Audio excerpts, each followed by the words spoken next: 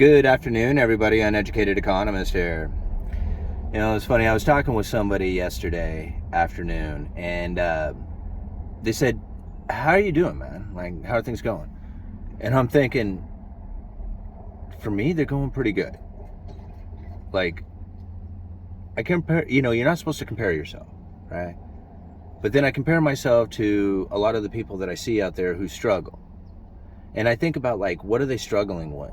I mean, are they struggling with finances? Are they struggling with their relationships? Are they struggling with health? And I think to myself, I don't have like major struggles. You know, I messed up pretty bad in life, throughout most of my life, as far as like I didn't save anything for the future. I had no retirement or anything like that going on. And over the last few years, a lot of this stuff has changed in my life. Not only the way I'm like living, but the way I'm thinking. And the way you think really changes the way you live. So it really has to come down to the things that you're thinking about, right? And being conscious of what you're thinking about. I mean, it's pretty important to understand that. And so a lot of times I will see on the comment section people calling me out for being some kind of shill or a Federal Reserve weasel or something of that nature. Saying that I don't know what they're trying to say. Like, if you follow my channel long enough, you would know that I really don't have much of an opinion of any kind of direction that I think the Federal Reserve should behave, or what is the correct path that should be taken. Like, I don't know. Like, I don't even try to pretend that I can understand that. What I'm trying to do is to look at the information that I see out there and the way that people conduct themselves and try and predict the future to best position myself. This is really what the channel has always been about.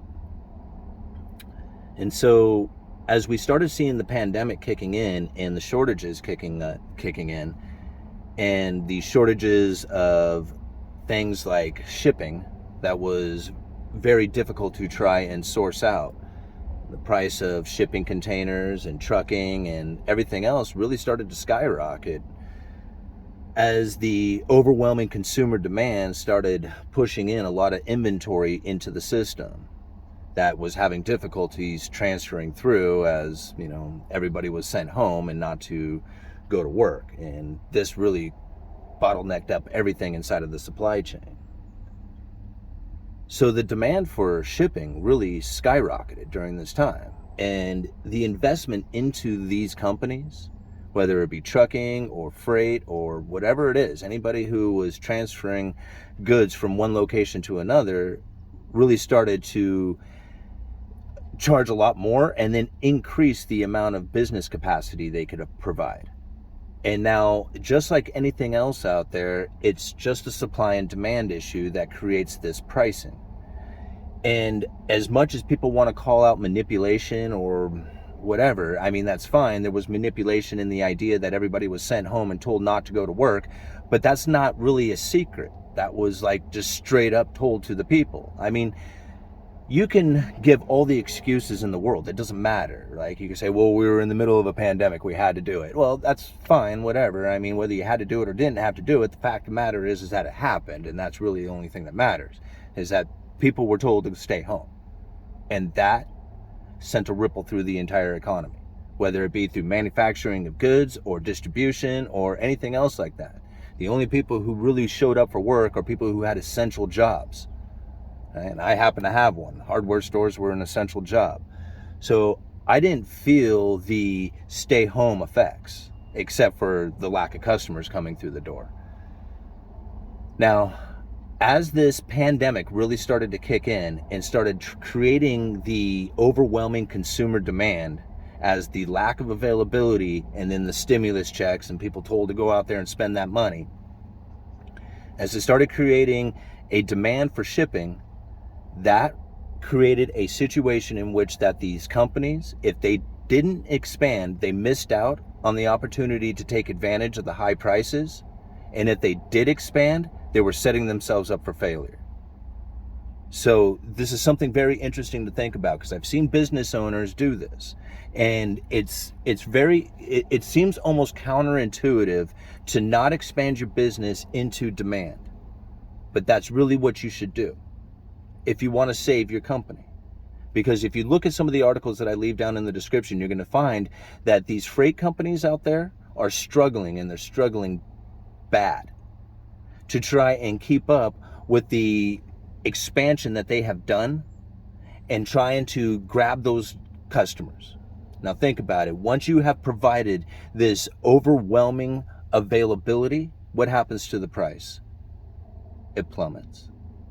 And that's really what we're experiencing right now, not only in shipping, but we're finding it in a lot of inventory goods, like TVs and sofas, stuff like that.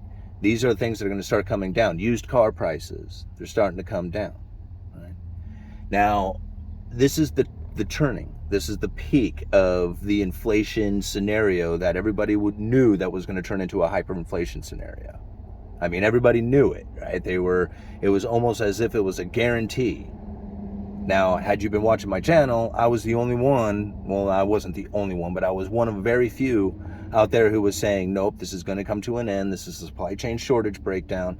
And that at some point, when all the mask mandates and all that other crap that kept people from actually showing up to participate in the economy, once all that stuff went away, you would see inflation peak out.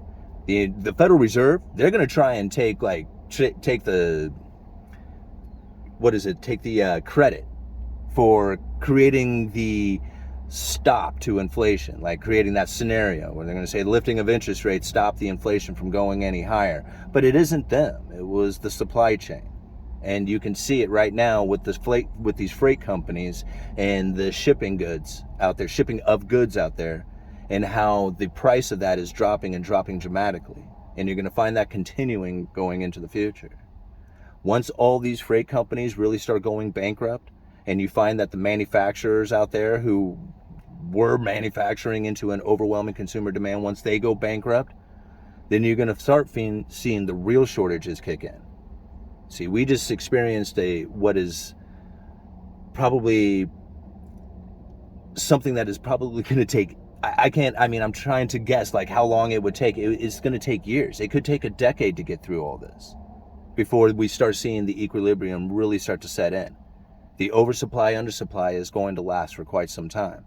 And the next shortage that takes place, the next round of shortages that we experience, is going to be really bad, because there's nobody manufacturing right now. Think about that.